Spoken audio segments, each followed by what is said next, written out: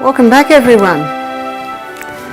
We're going to be having a look at an important subject right now, and it's often the missing link in health. I get people say to me, Barbara, but I drink all my water, I exercise every day, I'm eating a plant-based diet, I have fresh air when I sleep, I'm not taking any stimulants, but every month when I get my period I have terrible pain. So that tells me there's a problem with the hormones. So what I'm going to begin with now is I'm going to take you through some of the symptoms of a hormonal imbalance. And Proverbs 11 verse 1 says that a just weight is not good, but a false balance is not good, but God delights in the right balance, and don't we, when the body is balancing right. That's Proverbs 11 verse 1. And our body runs according to precision balance. So what I'm going to do today is I'm going to have a look at what it's like when the hormones are out of balance. Then we're going to have a look at how it should run. Then we're going to have a look at what throws it out, because the curse causeless shall not come. Something has come in to throw that balance out. And then the last thing we're going to look at is how to bring the balance back, because that's what the body desires. And the body's designed to heal itself, so all we have to do is work with those processes. So here are some of the symptoms of a hormonal imbalance in a female. Very early periods, normally 16 to 18, but most people have never heard of that today. We're getting girls starting to menstruate at 9 or 10. See, there's something amiss there. Heavy periods, very painful periods. Premenstrual tension, stress and anxiety at that time of the month. Endometriosis, too much of the lining of the uterus is wandering. And when a woman has endometriosis, she has terrible pain the week that she has her periods, and I'll show you why that is. Fibroids in the uterus, cysts on the ovaries, polycystic ovarian syndrome, cervical cancer, uterine cancer, breast cancer, thyroid problems, depression. These are some of the symptoms of a hormonal imbalance in a female. What about a male? What are the symptoms of a hormonal imbalance in a male? It can be low sperm count. It can be inability to hold an erection. It can be prostate problems. It can be too much of the female hormone causing a man to be effeminate. Too much of the male hormone in a female can cause her to be masculine. So what I'm going to do right now is show you how the cycle should run. But let me introduce you first of all to the hormones that are responsible. Notice what our sex hormones are made from. Cholesterol. Dr. Malcolm Kendrick, in his book The Great Cholesterol Con, this is what he said: for the first time, normal levels of a normal vital body substance is being called a disease. You can see why I memorized it. Well said. If we don't have enough cholesterol, it's going to disrupt our hormones. Our hormones cannot be made properly. From cholesterol, the body makes pregnenolone. And from pregnenolone, the body makes progesterone. Progesterone is a key hormone. And from progesterone, estrogen's made. From progesterone, testosterone is made. From progesterone, adrenal hormones are made. That explains why I call it a key hormone. Progesterone is the precursor for the other hormones. Let me explain the monthly cycle. I'm going to explain it like a dance, because different players come onto the stage at different times of the month, or we'll call it of the dance. So the first hormone I want to introduce you to is progesterone, and progesterone is going to be wearing a green outfit, and progesterone's one of its roles is that of a happy hormone. And I was reading in Ellen White's that said that the home should be a very happy place. There should be laughter and lightness. Isn't that a wonderful place to raise children? But there are some homes where it's not a happy home. And it can be because especially the lady is not in a happy state. And it could be because she's lacking progesterone. And we'll look at why that would be so. The other player in the cycle, in the dance, is estrogen. And estrogen's main role in the body is that of a cell proliferator.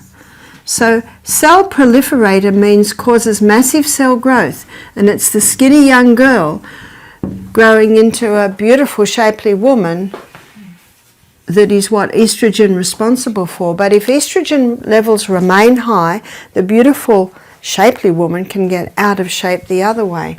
I liken estrogen to fire and water, good slave, bad master. And there are several proverbs that talk about the dilemma of when the slave girl becomes the mistress. Is that right? Mm-hmm. Not a good spot. It's very important, as is fire and water.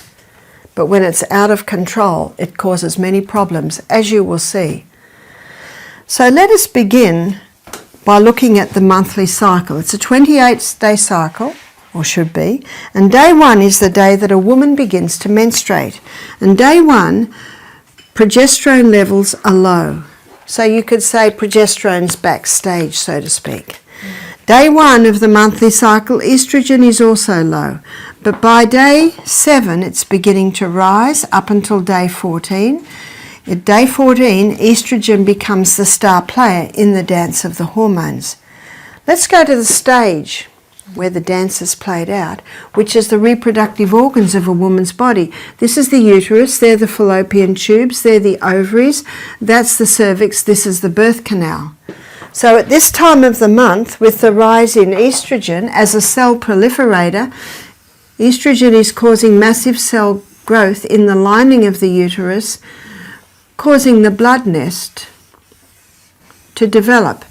Now, if estrogen levels are too high at this time of the month, too much of the endometrium is developed and it starts to wander all through the abdominal wall. There's your endometriosis. At this time of the month, with the rise in estrogen, eggs are being stimulated to fully develop. At this time of the month, under the action of estrogen, a form of lubricant is released in the birth canal. By day 14, it may be 15, a fully developed egg bursts forth from the ovaries, and the little filaments on the end of the fallopian tube pull that egg up, and the egg is moving up, up, up. So the fallopian tubes are ever moving like this, causing the movement of that egg. Now the hole where the egg bursts forth develops a blister, and that blister is called the corpus luteum. This little blister is very important because its corpus luteum is the main site of progesterone production in a woman's body. Can you now see the importance of a woman ovulating every month? Because when she ovulates, that's the release of the egg, corpus luteum's made. That maintains progesterone levels, which is maintaining all the other hormones. So what effect does the rise in progesterone have?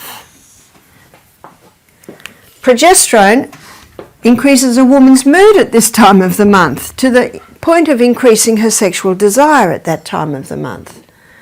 Progesterone also has a ripening effect on the lining of the uterus. I liken the progesterone to the plasterers and the painters, putting the finishing touches on the uterus. But progesterone has another effect, and that is on the cervix. The cervix is the gateway into the uterus. So the cervix is like a little cushion with a little button in the middle.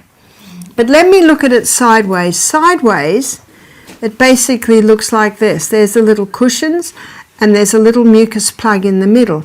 Under the effect of progesterone, at this time of the month, the mucus plug is released, the lips come up just a touch tighter, and a special form of lubricant is released around the cervix.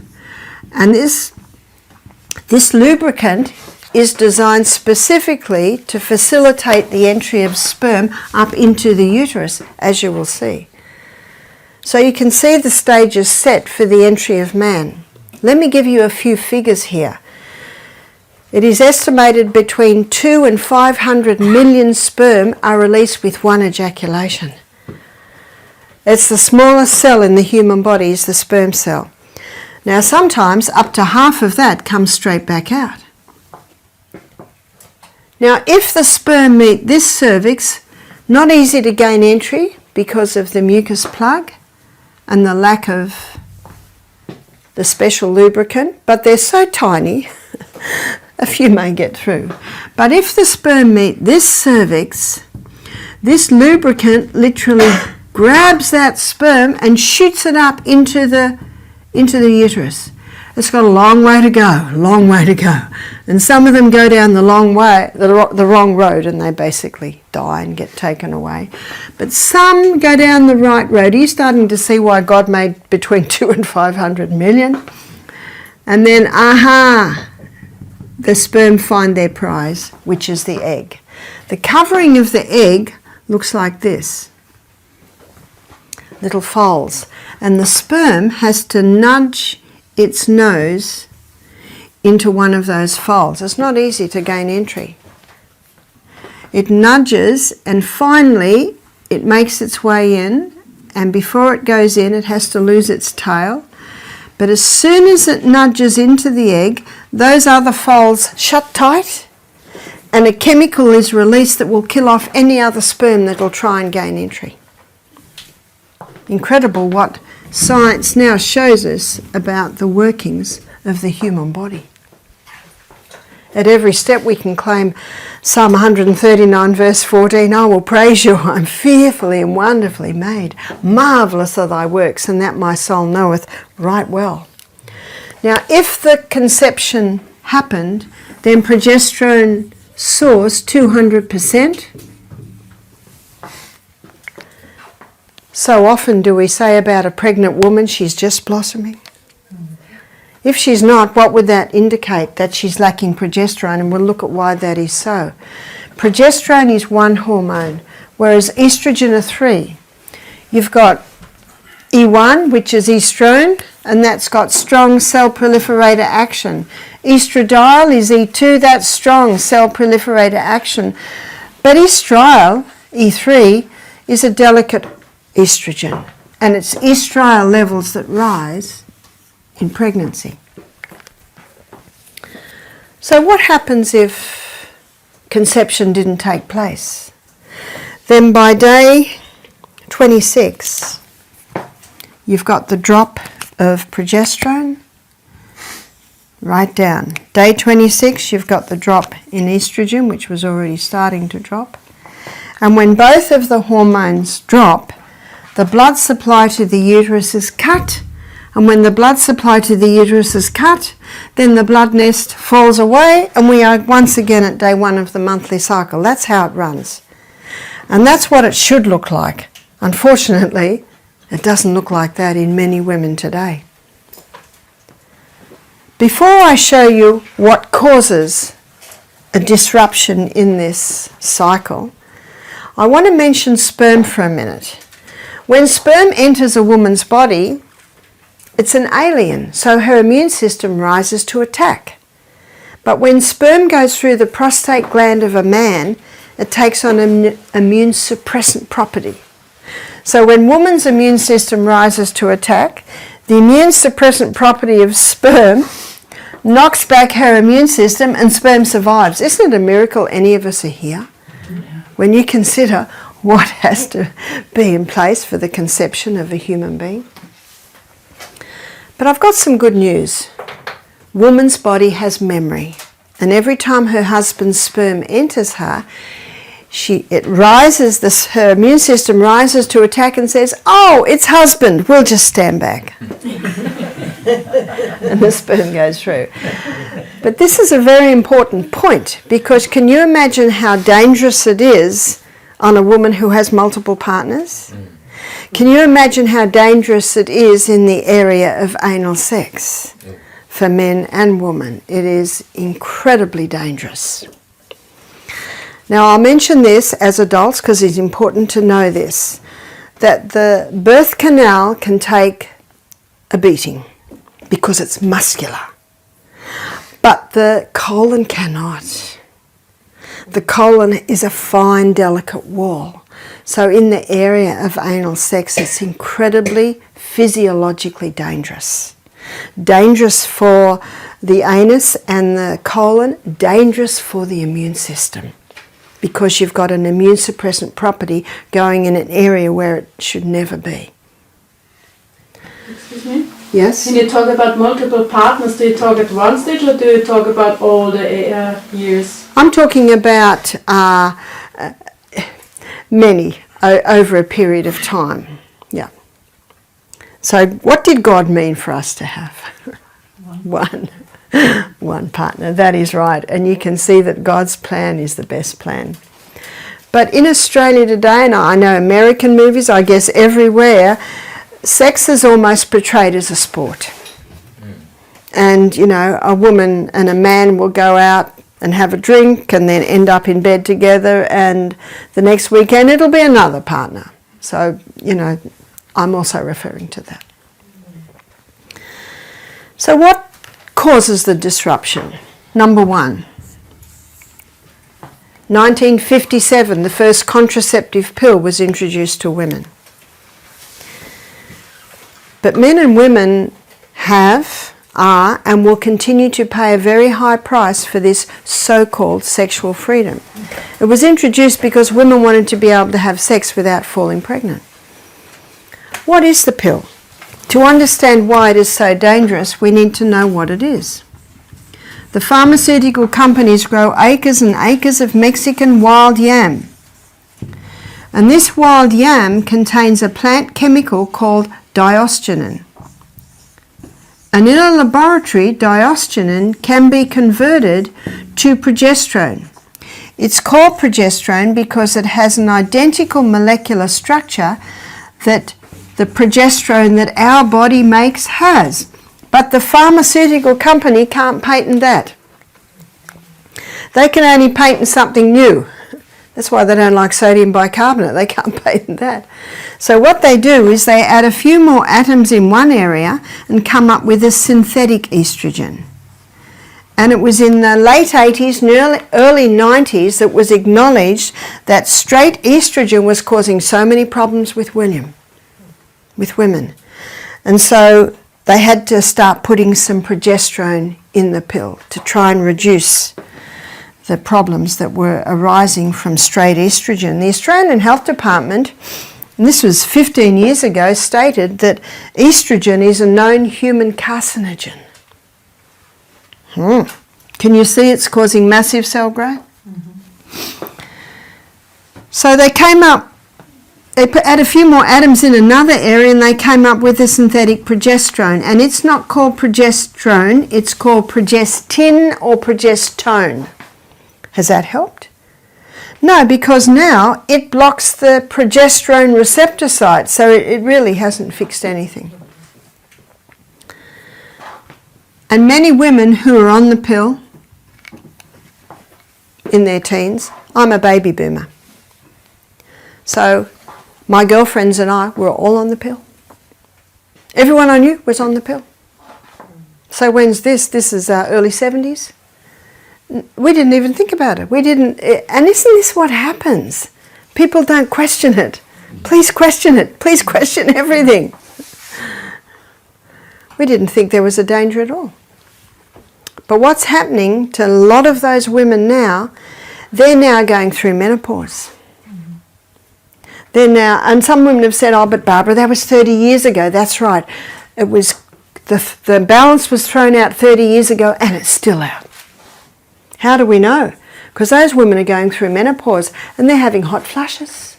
What's hot flushes? Too much estrogen. It's a capillary dilator, causes the blood to rush to the skin. The husband knows it because all the blankets get thrown off in the middle of the night and they get pulled back on again.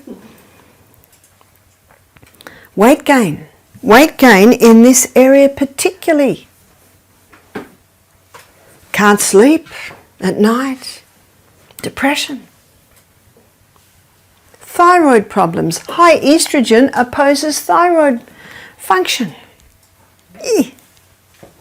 Progesterone boosts bone building cells, osteoporosis. Can you see all of these areas? Elaine Hollingsworth, a health writer in Australia, she's written a book called How to Eliminate the Sickness Industry. She calls it the mass murder of millions of women. The great deceivers behind this.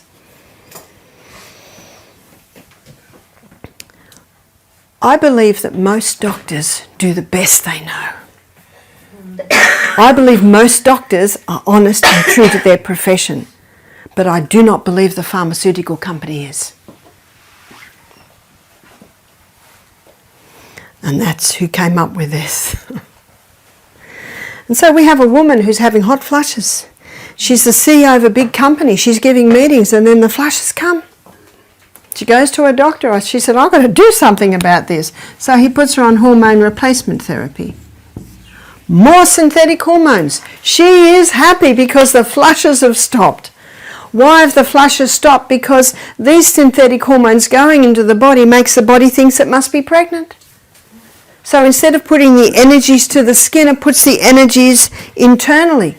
6 years later, she's got a lump on her breast cancer. The doctor takes her off HRT immediately. Why? Because he knows. And if you say to the doctor, why did you advise it? He says, well, she was suffering and it brought her relief. And that is true. And not every woman will get breast cancer. That's also true.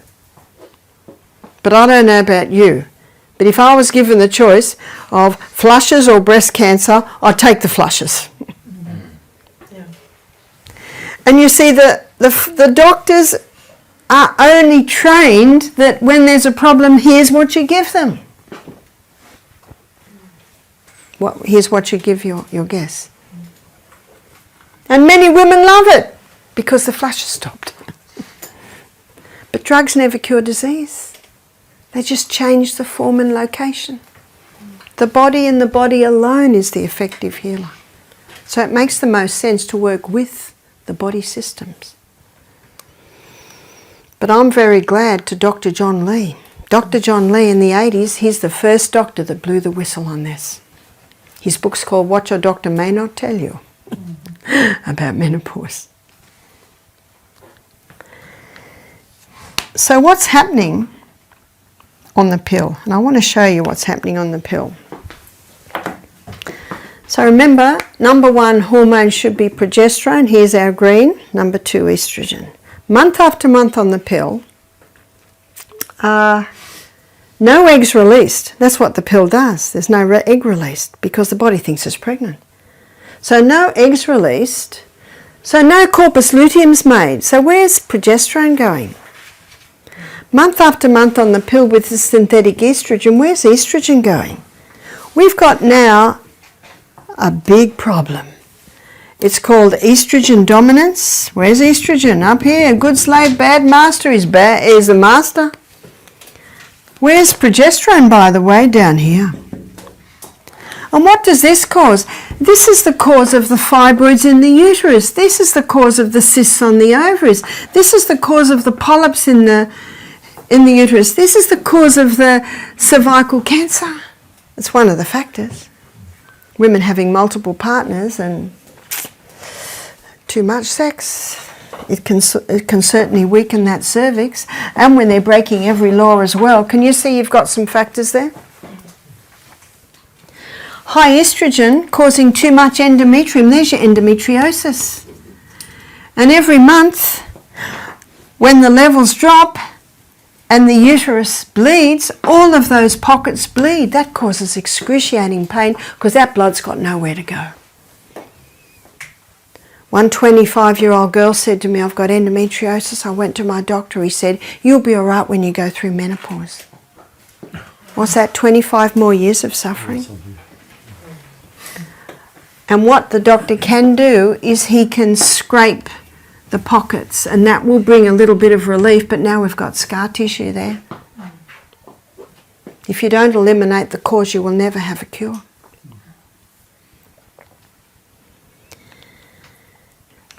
High estrogen with its cell proliferator action causing cyst in the breast, causing calcified lumps in the breast, causing breast cancer. Where's the progesterone? Happy hormone's gone. This explains the premenstrual tension. I said to one lady, do you get premenstrual tension? She said, no, I just hate my husband for a week every month. She's got it. Another lady said, I don't know, ask my husband. And he's going, yes.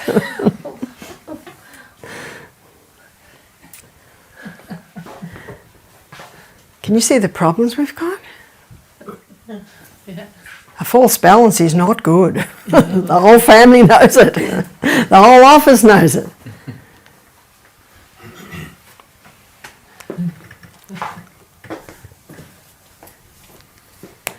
There's more. Because there are some people who have never been on the pill. Their mother was never on the pill. And by the way, if a woman's on the pill before she gives birth to her children, the man child and the woman child will both have some hormonal imbalances. So number 2, what causes a chicken to be fully developed in 5 weeks? Growth stimulants. Now it's against the law to give growth stimulants to chickens now. So they've genetically modified the chickens to produce more estrogen. That's why if someone wants to eat eggs and they want their own chooks, I say, do you know you almost have to go to a 100-year-old man who's got the chooks his father had and his father's had and his father's had.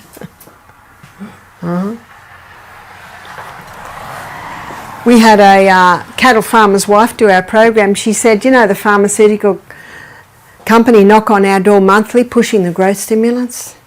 And they say, if you stop it at this time, it's not picked up in the blood test. But where is it? It's all through the tissues. Do you know the Bible says the whole creation groans under the curse of sin? Isn't that true? And Ellen White says the time will come when meat and dairy are not fit for consumption. And I do hope my illustration of Dr. Atkins didn't make you think that I think that meat and dairy are okay. No. No, they're not safe. For many reasons. And I really appreciate the China study where Colin Campbell showed very clearly what this does.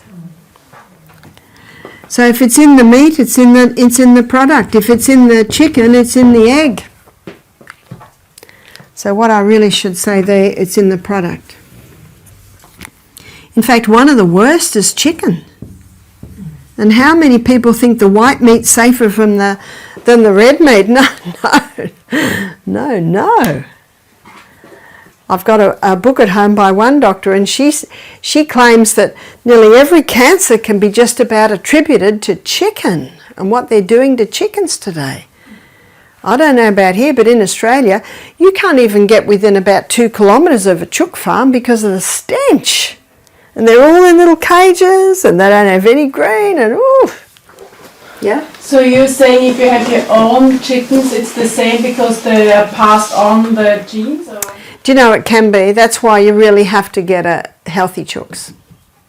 Healthy chooks. And if you do like to have chooks and have eggs, then you've got to get the healthy chook, and you've got to make sure they're having organic grain, and you've got to make sure they're having greens, etc., etc. So if it's in the meat, it's in the products. What about fish? Well, you've got 80% of women on the pill or HRT, and the sewage goes out to sea. The fish feed on the sewage. Some fish farmers are finding their fish aren't reproducing anymore. Or they're finding male fish with female tendencies, vice versa. But the fish isn't the end of the food chain, is it? The human eats the fish. That's why the message that we have of medical missionaries is showing people the superiority of a plant-based diet. There's more. Plastics. Now, I hope I don't stress you out, especially ladies, if a lot of your clothes that you've brought with you have polyester, nylon, acrylic. You'll be able to buy natural fibre very soon. But this is a contributing factor. Ladies, how hard is it to find a bra made out of cotton? Most bras are made out of nylon. A lady said to me a couple of days ago, my husband said, you got to go out as quickly as possible and buy some cotton bras. And just watch what your underwear's being washed in. because your skin will take in those chemicals.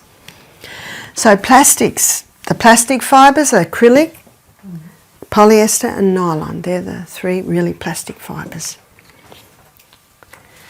Now I have got a very pretty dress at home and it's made out of polyester and I love it. But guess what? It doesn't touch me. I've got a silk petticoat on underneath. It's touching the skin. Be careful what you're drinking out of.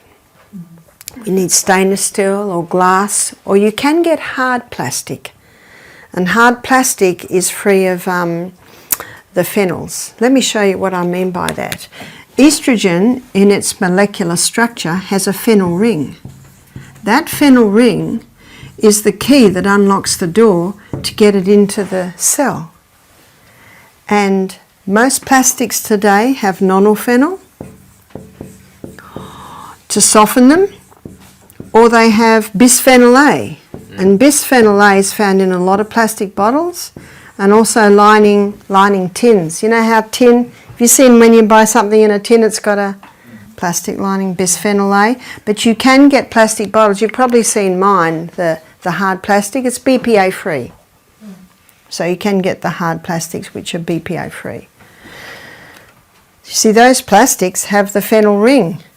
So when I was a teenager, that was in about the 60s, my brother's 2 years older than me. When he was 18, he got his first car. It was a Zephyr, second-hand. And he just loved his Zephyr. But the dashboard had a big crack in it. Did you notice that dashboards used to crack? Mm-hmm. They don't crack anymore. Oh, my brother had a way out of it. He put turquoise fur and then a cow with its head going up and down. That's very 60s, isn't it? They don't crack anymore. Why? Because of the nonylphenol. That's why if you get a new car, you've got to open those doors and let the sun and the air in for about a week. You've got to air it out. Yeah? Well, we don't talk so much about canned foods, but you'd say it's just as bad as plastic bottles. No, it's not as bad. Now, let me define this. If I'm travelling and I'm thirsty, I'll buy a plastic bottle of water and I'll drink it. And then I'll discard it. But remember, it's not the odd day you do it and the odd day you don't. It's what you do every day that has an effect on your body. Now, in the little book Steps to Christ, Ellen White says that's the determining factor in character. Character building, absolutely. But I take it into every day. But if you keep that plastic bottle and keep filling it, it'll discard, the phenols will discard more and more. So it's not the odd day you use a tin. Now, I don't use tins at home, very, very rarely. And tinned legumes, I don't use, but we have them at our health centre just in case the dish burns. We're going to produce a meal in 20 minutes because someone forgot to turn the flame down. Well, we've got some tinned legumes that we rinse very well and use them. So you see what I mean? It's not the odd day you do it or the odd day you don't. It's actually, she says, it's your habitual daily tendency. It's what you do every day that determines. If I'm eating out and my meal needs salt, I'll put sodium chloride on it. But that's rare. That's very rare. So remember, it's your habitual daily tendency that really determines your health. So these plastics have the nonylphenols in them. Herbicides and insecticides. Now the worst is the glyphosate, also Roundup, glyphosate. In some countries it has been banned. It is so dangerous. If you eat potatoes that are not organic, they use glyphosate to kill the tops of the potatoes. So every potato that's not organic will have traces of glyphosate in it. I know Sri Lanka has banned glyphosate because so many of their rice farmers were We're getting, it's more the endocrine cancers, so the liver cancers, and even their children were getting sick. In fact, we've always thought that the Roundup was safe. There's even been meetings where they drink it and say, see? Well, I wonder what they'd be like now. Because glyphosate works on the hormones in the plant, so it's going to work on your hormones. Also, chemicals, get the chemicals out of your homes. One of the first things people do is go home and go into their laundry cupboard, under their kitchen sink. Have a really good look at what's in there. Now, you might have heard of xenoestrogens. Xenoestrogens meaning estrogen mimickers. So these are your estrogen mimickers because of especially the plastics with the nonylphenols and the effect that they have on the estrogen receptor sites. So let me show you these estrogen receptor sites. Here's 3 cells. Here are 3 estrogen receptor sites. And the first one we're going to have a look is the xeno, which is the ones coming from the plastics, herbicides, insecticides, chemicals. They are 20,000 times stronger than human. So how big are they? They're big. How big's human? It just sits in the cell beautifully like that. But the human estrogen is 20,000 times stronger than the plant. So how big's the plant? It just slips into the very lining, just a tiny little thing. And that's the natural estrogen that you find in a lot of greens, that you'll find in soy, that you'll find in red clover. And you've probably heard, don't eat soy because it's got estrogen in it. Well, it has, but they're very minor. But let's have a look at the soybean grown in America today. It's called Roundup Ready. Why is it called that? Because it's been genetically modified to resist Roundup. And one farmer told me five times before market, the whole field is sprayed. So problem number 1, it's genetically modified. Problem number 2, it's full of Roundup. That is the soybean that will increase breast cancer, prostate cancer. A friend of mine did a thesis on soybean for her nutrition course, and people ask her, tell us about soybean. And she said, I've got a 1-sentence answer. God made it good, man mucked it up. So don't be afraid of eating soy, just make sure it's organic. Now these xenoestrogens have the strong cell proliferator action, as I just showed you, that you'll find in the estrone and the estradiol. So how can we turn this around? God is so good to give us a body with an inbuilt ability to heal itself that when you give it the right conditions, it responds. Number 1, you've got to turn the tap off. Eliminate. Eliminate the pill. Eliminate HRT. Eliminate the meat and its products. Eliminate the plastics, chemicals. So how are we going to manage our births? Sex is 2-part, contraception should be 2-part. The woman has a role and the male has a role. What's the woman's role? The woman's role is to know when she's ovulating, and her body will give her 3 signs. One sign is she takes her temperature every morning and she charts it, and she will find her temperature will do this.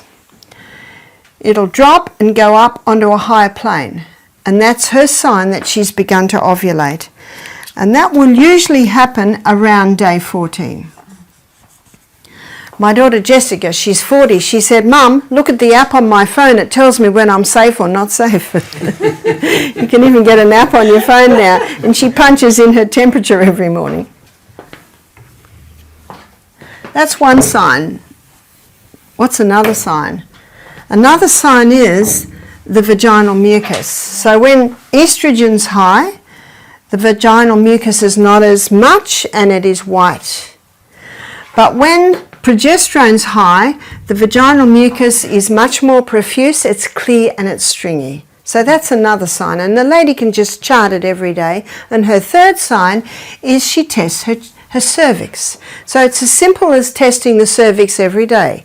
Now at first she's got nothing to compare it to, but as the days and the weeks and the months go by, she starts to see definite changes at this time of the month.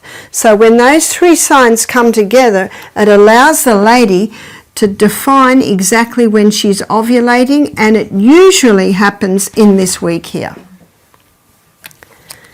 So what the lady does, she says to her husband, I'm safe, I'm not safe, I'm safe. So now, what's the husband's role? The husband's role is at this time of the month, he either wears a condom or he masters the art of withdrawal. And I read an article about the Italian men who prided themselves in mastering the art of withdrawal to prevent their women getting pregnant. And I thought, how nice!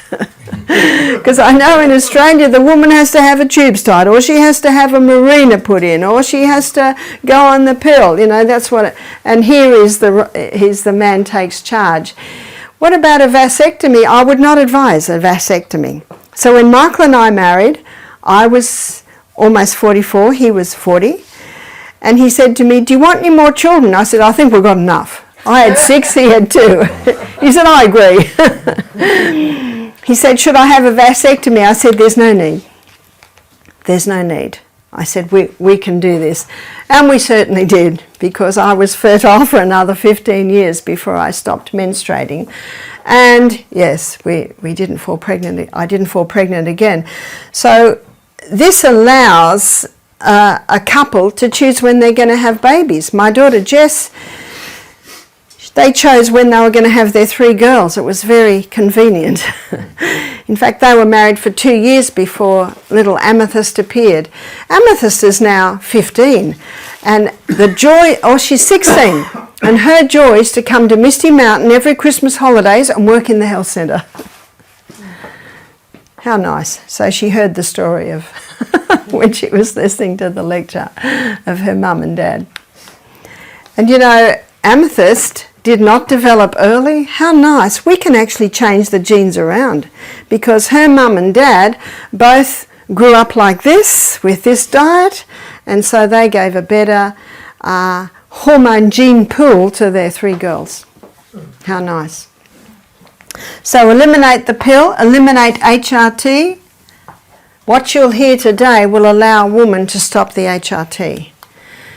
Eliminate meat and its products. I think that with some of our guests, they're not interested in that.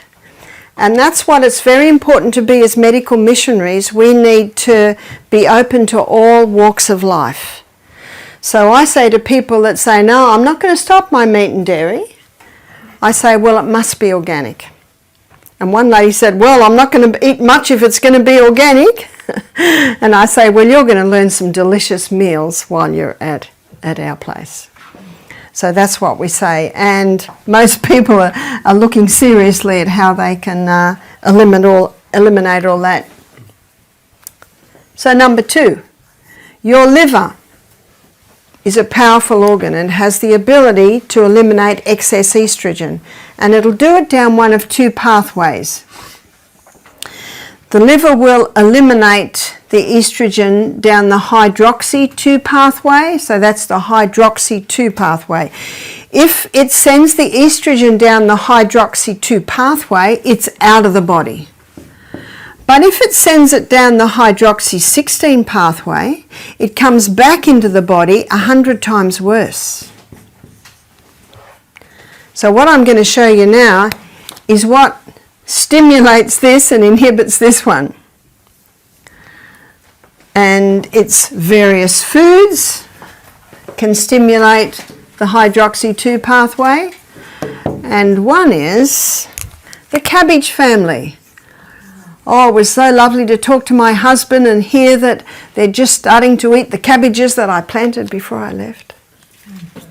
The cabbage family contains indoles, and I did see in the hothouse here that has everyone seen through the gardens here? It's very impressive. These cabbages contain indoles, and those indoles stimulate highway 2 and inhibit highway 16. And a lady showed me a supplement she had. She said a naturopath put me on this supplement to help balance my hormones, and I had a look at it, and it had indoles in it. $100 a month it was costing her. And she was so happy to hear that all she has to do is include something from the cabbage family nearly every day. So that's cabbages. That can also include sauerkraut. And sauerkraut's a great food to help maintain your good flora in your gut. And we'll look at that in a little bit more detail when we go on our journey through the gut.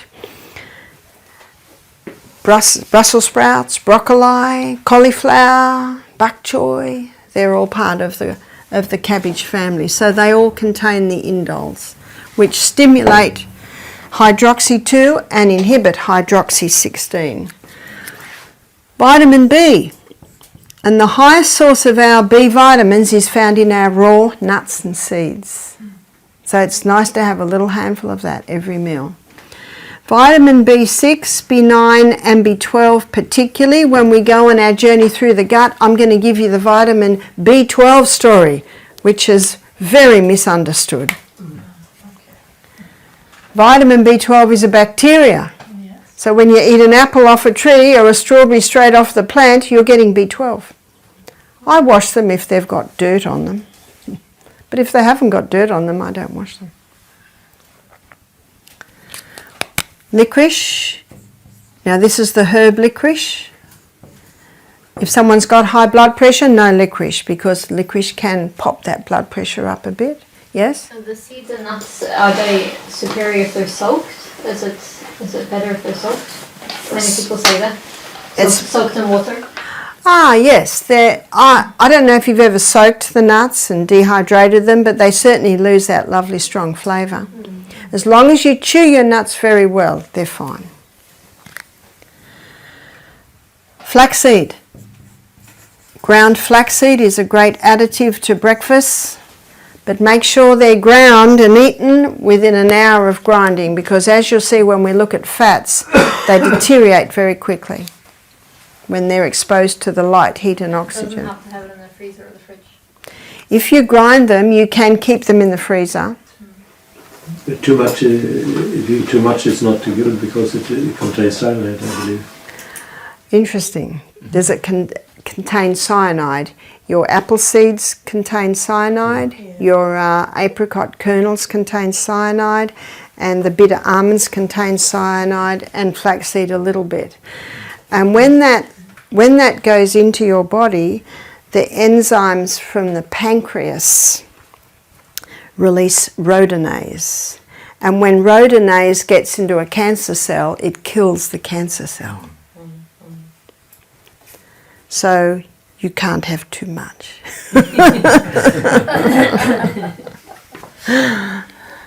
I don't know anyone who eats a cup of that a day, though, you see. Can you spell rhodonase for me, please? Rhodonase.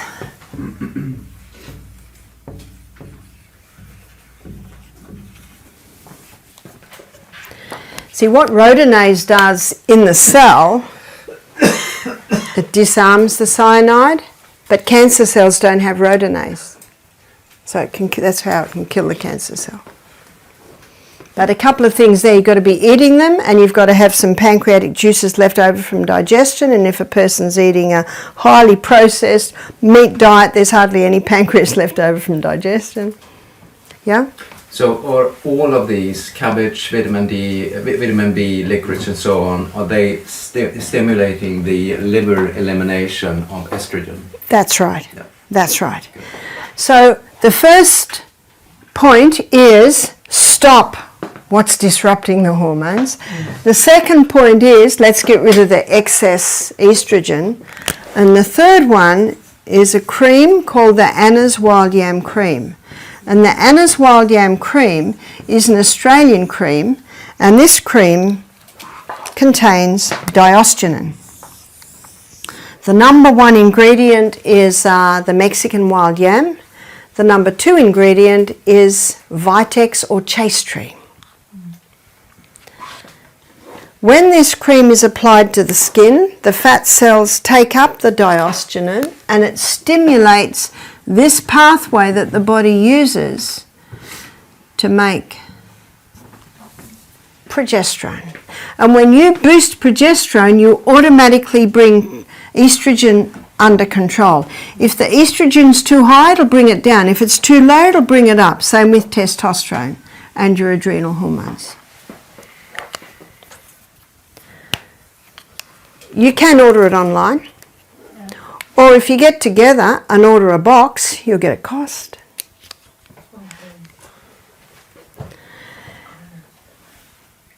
So, how do you apply it? One finger dip, just past the nail bed. I did say a lady the first knuckle, but she thought that was the first knuckle and she went through the whole jar in a month. One jar should last about 3 months. So it's one finger dip and it's applied to the inside of arms one time, chest another time, abdomen another time, inside of thighs another time. You alternate your sites of application. It's applied morning and night for 3 weeks a month. So if a woman's menstruating, she's applying it for the 3 weeks where her progesterone level is highest. If a woman is not menstruating anymore, either because she has lost her uterus or she's finished, she's gone through menopause, then she just chooses 1 week a month where she doesn't apply the cream. One lady said to me, I used this cream and it didn't work. I said, oh? How long did you use it for? She said, 2 months. Well, let me show you what's happening with 2 months. She's got a major hormonal imbalance and her symptoms show that. After 2 months, where are the levels? About here. Where do we want them? We want them here. And so I suggest at least a year to get those hormones back into balance. When I was in the Bronx teaching a few years ago, they brought a 9-year-old girl to me that was menstruating. So I suggested the Anna's Wild Yam Cream for a year to balance her hormones. I met a 92-year-old lady who was on the Anna's Wild Yam Cream for her osteoporosis. You see, progesterone boosts bone building cells. I've seen many with thyroid problems go on the yam cream. Remember, the high estrogen opposes thyroid function. Get that estrogen down. It can be part of the programs that you advise as you start to put programs together next week for people with various illnesses. And you can see why. Yes? So how should you use Anna's Wild Cream due to osteoporosis? Same. Same. Okay. So that's the application for a woman. What about a man? A man applies it twice a day, but he doesn't have the 1 week break because men aren't cyclic like women. So why would a man use it? A man would use it for prostate problems. We had a guy do our program who was having a 3-monthly injection to try and get his testosterone levels down. You see, high estrogen in a man can get high testosterone, and that testosterone can convert into a form of testosterone that causes inflammation of the prostate gland. And let me tell you something very interesting. If a man has zinc every day, that zinc inhibits the conversion of testosterone to the dangerous form of testosterone. And what's the highest form of zinc? Pumpkin seeds. Yeah. Thank you, Casper. We all had pumpkin seeds this morning. In fact, one health writer said if every man was having adequate zinc, there would be no such thing as prostate problems. Interesting. And you can see why. So for a man, he would use it for prostate problems. And so this man, I started to tell you the story, he heard this. And he was having a 3-monthly injection to get his testosterone levels down. He developed breasts and he was having hot flushes. He heard this and he made a decision. No more hormone injections. He started to use the Anna's Yam Cream. He started to drink more water. He started to go to a plant-based diet. Because one cause of a hormonal problem can be just too much chicken and eggs. You can see that? He started to exercise, started to go to bed early, stopped his daily cup of coffee and his weekend red wine. Can you see that these are the true remedies? They're the true remedies. That's not the true remedy. They're the true remedies. That's your basis. Now this will certainly help. Remember Psalm 104 verse 14? God gave herbs for the service of man. So the herbs can come in and help, but you must have that foundation. And I think the reasons why, even though I was on the pill for a few years before I gave birth to my baby, I think because I lived the true remedies, I didn't see any hormonal imbalance in my children. They can do it, but they take a lot longer. Whereas most people with a hormonal imbalance, they're wanting help quick. And God gave the herbs for the service of man. So some say, well, what if you eat the wild yam? Well, Dr. John Lee, he says, if you eat it, you lose it because the liver detoxifies it. He says you can get 400% more of the actives via the skin. So that's an interesting point to take note of. So this man implemented the lifestyle and started the cream. His wife emailed me 10 months later. She said, I've got good news. She said, the breasts have gone down, the hot flushes have stopped.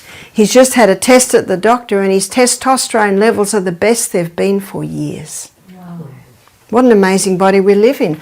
That's implementing the true remedies and taking the herbs to help shift that balance back. And so the fourth point must always be the true remedies, or the 8 laws of health. Disease is an effort of nature to free the system from conditions that arise because of a violation of those laws of health. That's why what you basically teach is this. And you teach it in detail so that that information, you win your health guests with that information. One man said, Barbara, everyone tells me to drink water. But he said, you told me why. And now he's drinking water. And why is the man the trip I was at, he's starting to eat veggies. He said, everyone's told me to eat veggies, but you've told me why. Do you know God made our brain that way? Isn't that true? He made our brain that way. And we're to question. 1 Thessalonians 5:21, prove all things and hold fast to that which is good. We're supposed to be the head, not the tail. The only hope of better things is the education of people in right principles. So I go to churches and teach this, and some of the church members come. Many don't because they think they know it all. Some of the church members come, and I am teaching the students, but I can see who else I'm teaching is the church members. And one church I went to, we gave meetings all week. The people were excited because this is exciting. I never ever tire of presenting these things because they're exciting.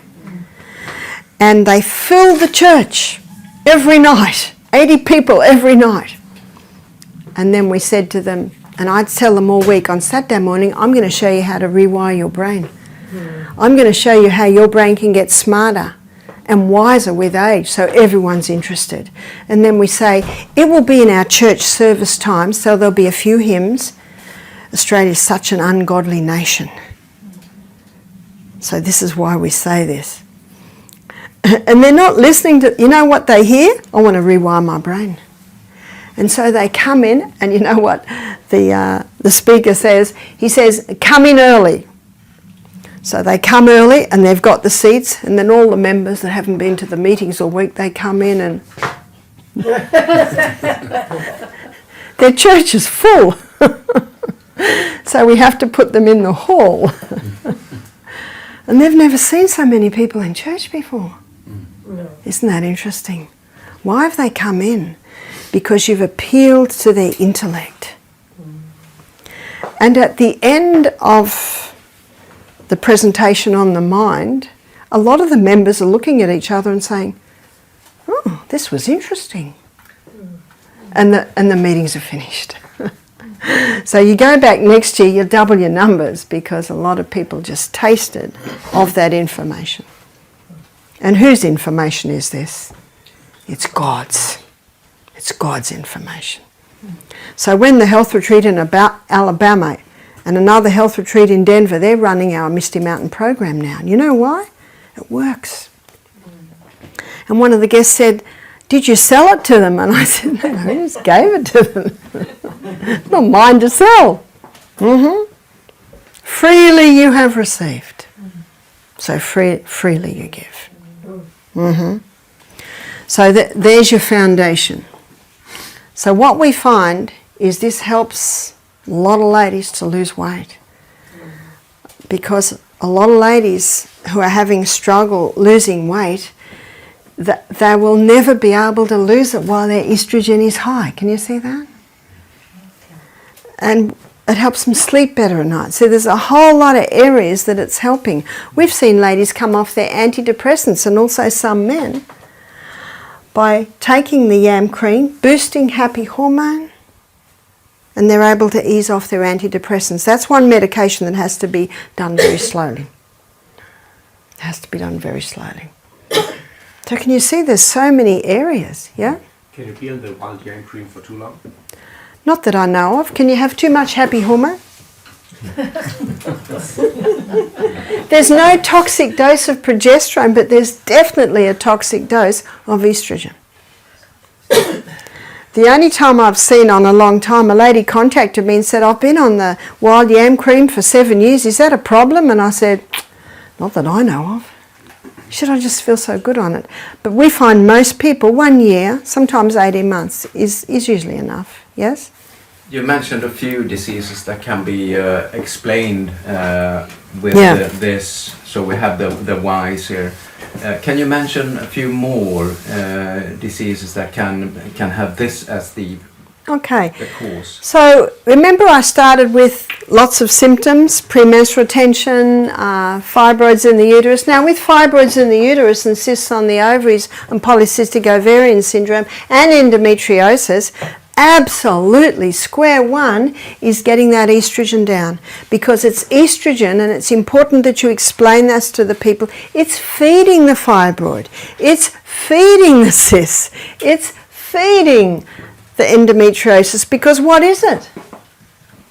It's a cell proliferator. And at the same time, apply castor oil compresses to the abdomen. This afternoon we're going to do poultices where I'll explain that.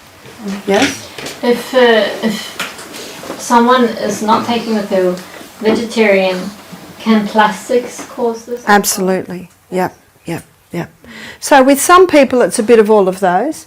And I've met some plant-based people, never eaten meat, they've never been on the pill, and they have a major hormonal imbalance. So then you go to the plastics. Then you go to those plastic fibres. They certainly can do it. Now there's one more, and I don't usually mention this, but I'm going to mention it now because you are students. Zearalenone. Zearalenone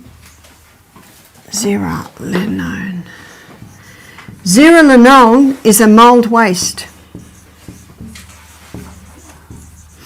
And zearalenone is commonly in grains. In fact, in most countries they test grain for levels of zearalenone. And zearalenone has an estrogenic effect. Now in Australia they test for zearalenone levels,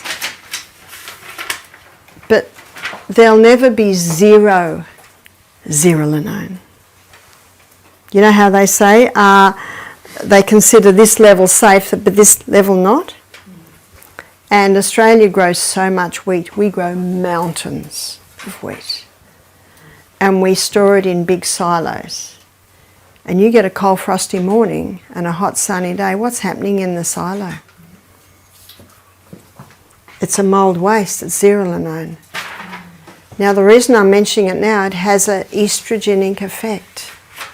So people that are eating cereal and toast for breakfast, sandwiches for lunch, pasta for tea and biscuit, cake mid-morning, mid-afternoon, there's that overload of carbs, but it's overload of one type of grain. What's that?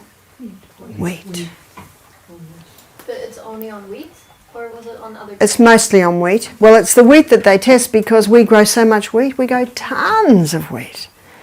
Because Aussies eat so much wheat. You go into the cake shop. What grain is everything made out of? Wheat. But why wouldn't you mention it before? Is it because it's not as high as the other ones? Because I'm going a lot deeper with you because you're teachers. And usually I don't mention it because I just don't have time. And I'm so excited about this school because I can go so much further. And when you teach, you'll skim on the top. But I'm teaching you a lot deeper. So can you see that a high carbohydrate, high wheat diet can also be contributing to it? In the 1980s, in Mexico, they were using as a growth stimulant zearalenone, which is an anabolic agent made from zearalenone. And what they found was the women were eating the meat in pregnancy, the meat that had been given zearalenone as a growth stimulant, and the women were eating it in pregnancy, and their children, little boys' testicles weren't developing properly, their penis wasn't developing properly. All the children started to have these reproductive problems at 5, 6, 7, and they traced it to the zearalenone, the anabolic agent that was given to the meat that was made from zearalenone, because zearalenone has an estrogenic effect.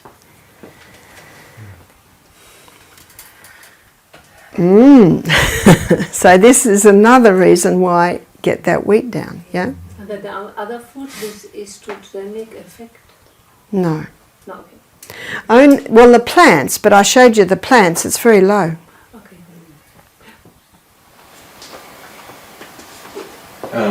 The problem with the reproductive organs of the little boys is due to an imbalance of hormones. That's right. Could it be cured in this stage of age? Do you know, it may be. It may be that I do not know. I've got a book called Mycotoxins. Remember, myco means mould. And this book on mycotoxins, it's mycotoxins and the effect on animal and human health. And I got the story in there from there about the Rice Act that I mentioned yesterday, and I got the story in there that I just told you. So, you know, this book is showing the mycotoxins and the effect on human health.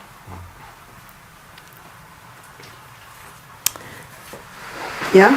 And for those who can't take this, whether they are growing the flax seeds, but instead boil them a bit, is it wrong? I am one of those. Sorry, can you repeat the question? The flax seed. The flaxseed. Yeah, you said it's best when we grind them. That's right. But there are some people like me who have issues in digesting some types of food, like that becomes hard. So I normally put it in hot water to just soften. So you can't even eat it if you grind it? Because if you grind it, it's like a fine powder. It has to be total, it has to be into powder form. Yeah, yeah. So fine powder is not hard. So if you eat the whole linseed, the next day you look in the toilet and you'll see the whole linseed. Exactly. It has to be ground. And you can't access the... It has to be powder.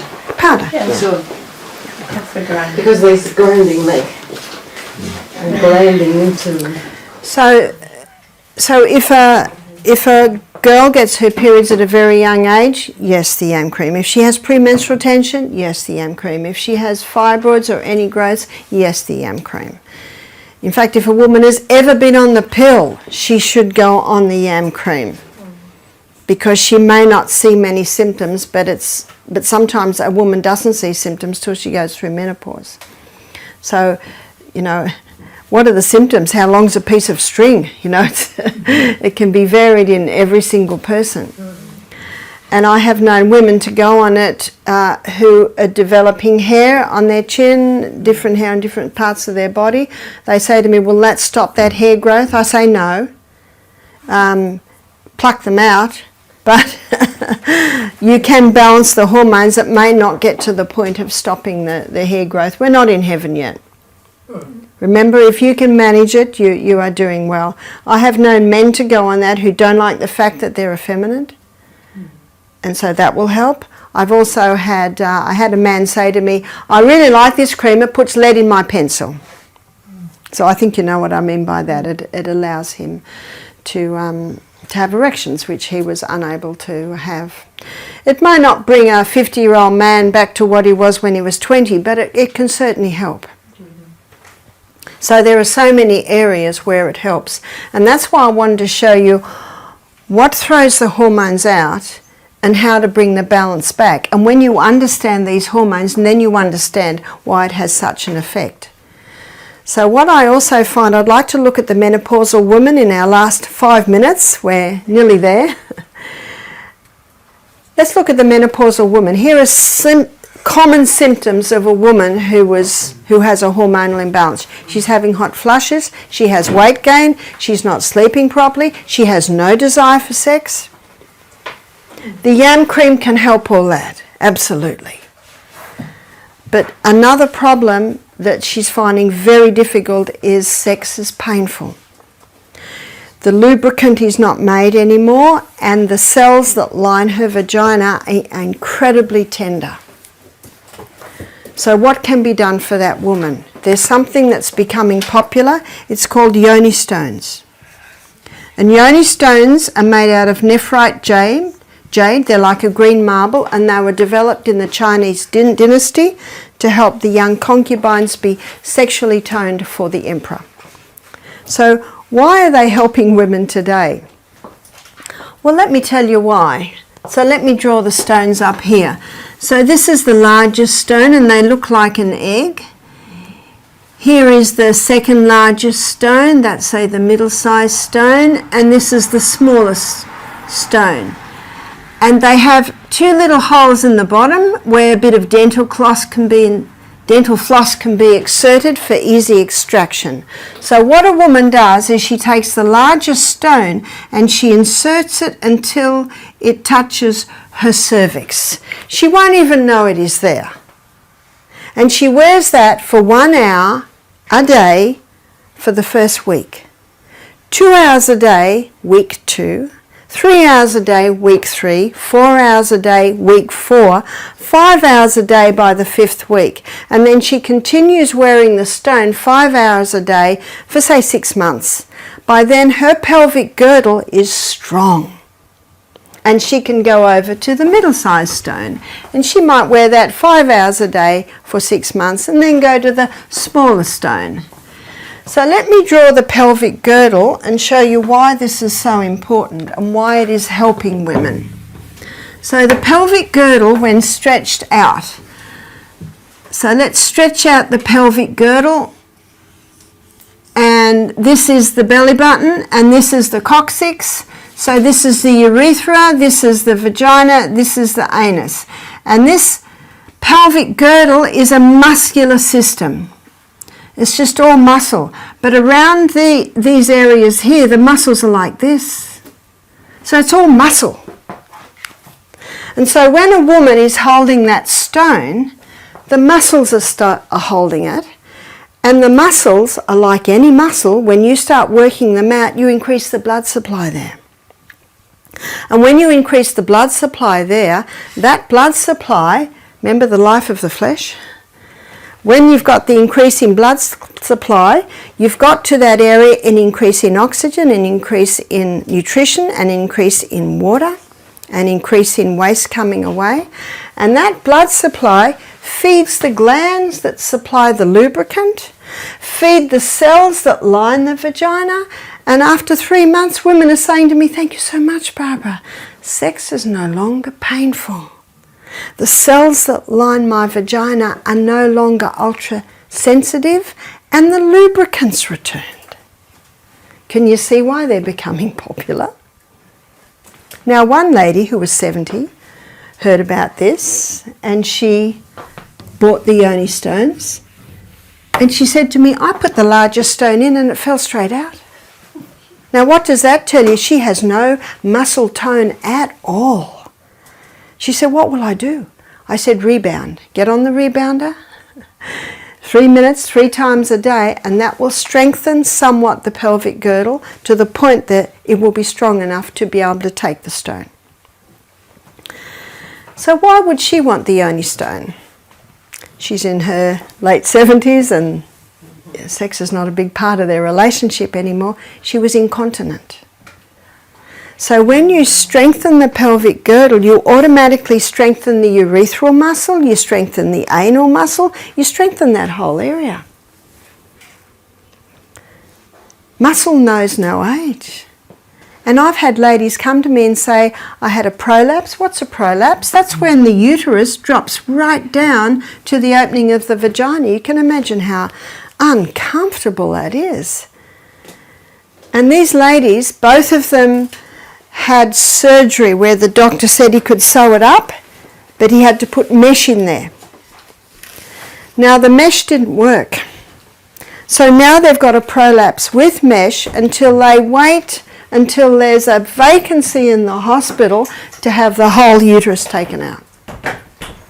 And then they heard this lecture, they said, "If only we'd known." So why does the doctor use mesh? It's not his fault. Because the muscles have no tone. He can't sew them up because there's no tone in them. It's our responsibility to keep our body fit, strong, well-nourished. So that if a problem arises, but by the way, I'd like to suggest if your body's fit, strong and well-nourished, you probably won't even have a prolapse. But then some women have had a prolapse because when they gave birth, it didn't go quite right, and the doctor did the best he could. But you see, we're fighting gravity here, and strength comes by fighting gravity. And it's also important for women to squat. Can you squat? Every day. Every day. We should squat. My husband can even squat now. Now, he doesn't have a pelvic girdle like ladies do, but he's so excited that he can squat. Yes? What are the primary causes of bad muscle tone? Primary causes of bad muscle tone is basically a violation of the laws of health, but the cells aren't nourished, the cells aren't well watered, the cells aren't well rested, but the muscle cells are not used. But in that particular area, I mean, it's just enough to walk then and get that kind of exercise? Or is it giving birth? Not many people walk. Not many people exercise. And you can't blame birth because I've had 6. You see, it's not birth. Women's body was made to birth. Yeah? Would the squats also have men who are urinating very often during the night? Yeah, it can help a little bit, but prostate problems, that is one area where the yam cream can help. Yeah. My daughter Emma gave birth to twins 17 years ago, and both twins were about 6 pounds, so that's a lot. She said that her stomach came out to her middle knuckle. That's a long way. And after she gave birth, if she coughed or sneezed or laughed, she'd lose a little urine. And she just thought, this is something that I have to live with because, the pressure of the babies. And then she heard about the yoni stones, so she ordered them. She used them, and after 3 months she could laugh, she could cough, she could sneeze, and she would not lose urine. She strengthened her pelvic girdle. Women that squat a lot have a much stronger pelvic girdle. I can squat easily because when I was pregnant with my last baby, he's 33 now, I read a book called Active Birth by Janet Velasquez, and she advocated squatting. So I squatted 10 minutes every day to get used to squatting. And when William was born, the whole baby flew out with one push with the bag intact. Oh, that squatting's powerful. They had to catch him.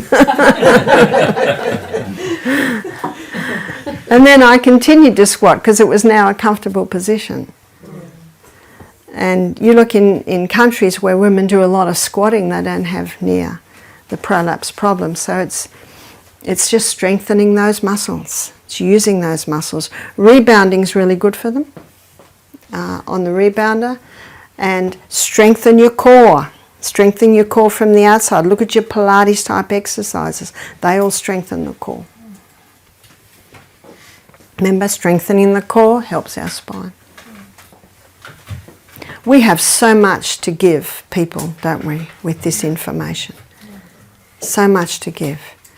Because God desires that we all prosper and be in health as our soul prospers. So let me say a word of prayer to finish our morning session. Father in heaven, thank you so much for what you've given us today. Thank you so much for this body which is fearfully and wonderfully made. Marvellous are these works that my soul knoweth right well. Father, give us all understanding, give us all retention, and show us where you would have each one of us. We pray in Jesus' name. Amen.